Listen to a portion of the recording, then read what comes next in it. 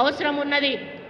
అటువంటి ప్రభుత్వానికి సలహాలు సూచనలు ఇవ్వాల్సిన ప్రతిపక్ష నాయకుడు ఈ నియోజకవర్గం నుంచి గెలిచి ఈ రోజు వరకు కూడా కనీసం అసెంబ్లీలో కాలు పెట్టి మరి ఒక్కసారి ఏదో బడ్జెట్ రోజు వచ్చి కనపడి వెళ్ళిపోయి కనీసం సలహాలు కానీ సూచనలు కానీ విమర్శలు కానీ ఏదైనా ఒకటి మరి ఒక బాధ్యత ప్రతిపక్ష నేతగా ఒక బాధ్యత తీసుకొని మాట్లాడినటువంటి సందర్భం లేదు.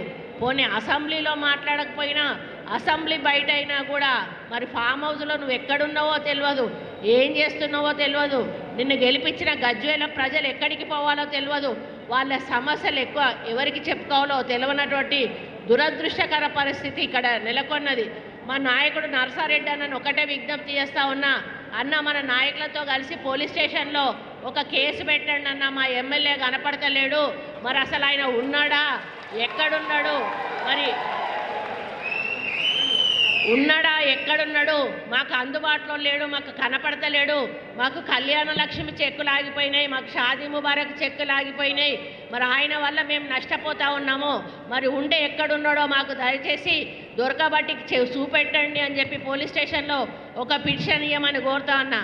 నిన్న తీన్మార్ మల్లన్న వార్తలు చదువుకుంటూ అంటాండు, అయ్యో నాకు కూడా అనుమానం వస్తుంది, ఈ మధ్యలో కనపడతలేడట కేసీఆర్, మరి అసలే కేటీఆర్కు పదవీకాంక్ష ఎక్కువ, మరి లోపల ఏమన్నా బొండిగా వీసుకుండో లేకపోతే తలకాయ బల కొట్టి సాగు కొట్టి లోపల ఏమన్నా పూడ్చిపెట్టిండో, మరి మనిషి కనపడకపోతే అనుమానపడాల్సిన పరిస్థితి వస్తుంది. కాబట్టి మనం అందరం కూడా పాపం కేసీఆర్ గురించి ఆలోచించాల్సిన అవసరం ఉన్నది, మరి ఆయన బాగుండాలని కోరుకోవాల్సిన అవసరం ఉన్నది.